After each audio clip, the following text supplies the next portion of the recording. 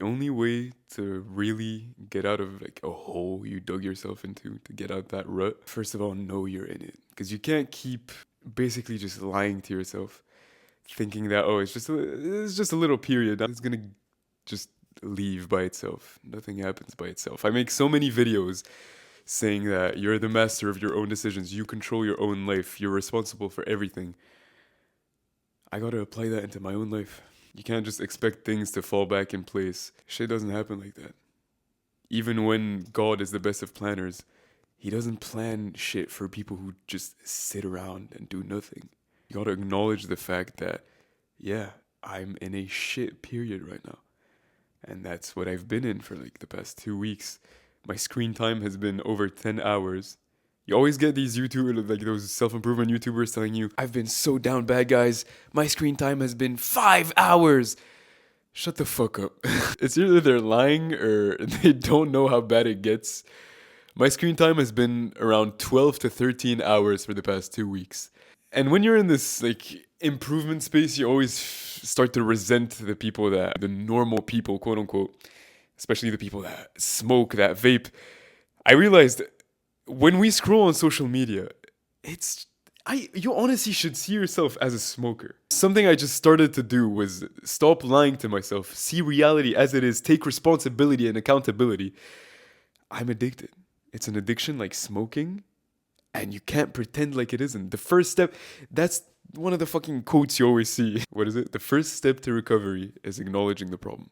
And the second step is taking action, not just sitting around. And this video to me is symbolizing that, taking that action. If you're also in just a rut, a hole, you gotta take one symbolic step. It can be recording a video. It could be talking to someone about your plan of getting out of this hole so they can keep you accountable.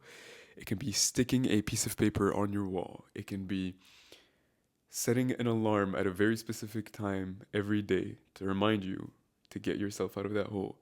It can be changing your room around. Flip it. If your bed is there, you put it there so that every single time you enter your room, you're reminded of the new goal you have, the new identity, the necessity you put yourself to get out of that horrible period you're in. Shit happens. I understand that. Stay in that rut for days, weeks. That's what's been happening to me. 2 weeks, I've just been having no real progress, and you kind of cope. You feel like you do shit, but it's not real. One of the chapters of The Way of the Superior Man explains this perfectly, which is know your edge and don't fake it. And in that 2 week period I've had, where I just kind of lie to myself and think, like, yeah, no, I'm still improving myself. I'm still doing the good habits and everything. You're used to the good habits now. Like going to the gym, for example, it's not something you need discipline for. It's not something you need to train your mind like steel anymore. That chapter being named Know Your Edge and Don't Fake It means you have to know your real comfort zone and actually step out of it. Because now getting those little good habits and going to the gym, it's in your comfort zone. It's not challenging you anymore. You're not really getting any new progress. But you think you are, so you do nothing about it because, I'm already doing everything I need to do. No. Know your edge and don't fake it. Know your real edge and lean right over it. You always hear that shit. Get out of your comfort zone. Get out of that. So fucking do it. If you hear it all the time, do it. It happens to stay stuck, but you need to wake up at some point. And I'm grateful I had this wake-up call right now. After days of trying to get myself to move. Every day you get that sense of, fuck, I really need to log back in. I really need to wake up. And you sit down again and just start scrolling. Even the videos I was just making them out of obligation because I'm supposed to do them and I've been slacking off on them. I'm grateful that they did help some people, but I wasn't here. I wasn't here. I really wasn't. And that's fine, it happens, but you need to log back in. You need to wake up and take action. There's another quote. I always say quotes. Having moments of weakness is okay, but staying weak is unacceptable. As soon as you get that moment of realization, when you see yourself in third person, when you look at yourself as if a camera is looking at you, as if you're watching your movie, your life movie, when you see that it's being so fucking miserable, you wouldn't want to watch your own life's movie, wake up and do something about it. Get back on track. Even if you weren't on track in the first place, build your track. You have so much shit imagined in your life, so much shit you want to do, so much you want to be. Now, of course, some people are just going to be like, what are you talking about? You don't have to listen to me. I know that there's some specific kind of people that are going to understand this message. And I know we can relate to each other, and I hope I can help you in that way. And if you don't know who I am, I'm Ferris, and I make videos about shit that I learned, which helped me, and I know can help you.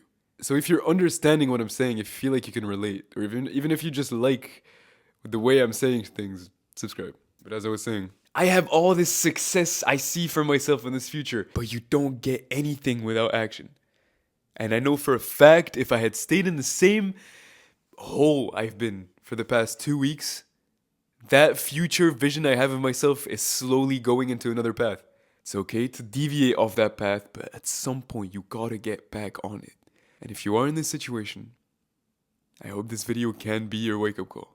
Like I said, do any kind of little action which is going to remind you to get back on that path you need.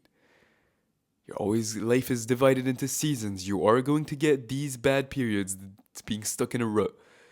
But again, just like that good season is a temporary season, that bad one is temporary as well.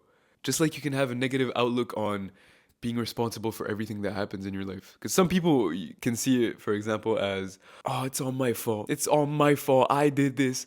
Or you can see it as, oh shit, it's all my fault. I did this. That means I can do this in another way. Because it's my fault, that means I decide completely how it goes. Everything has this equality of how you see it. So it's either you see this bad period in your life, stuck in a hole, as something bad, something you're going to be stuck in forever, or you can see it as an opportunity to wake back up.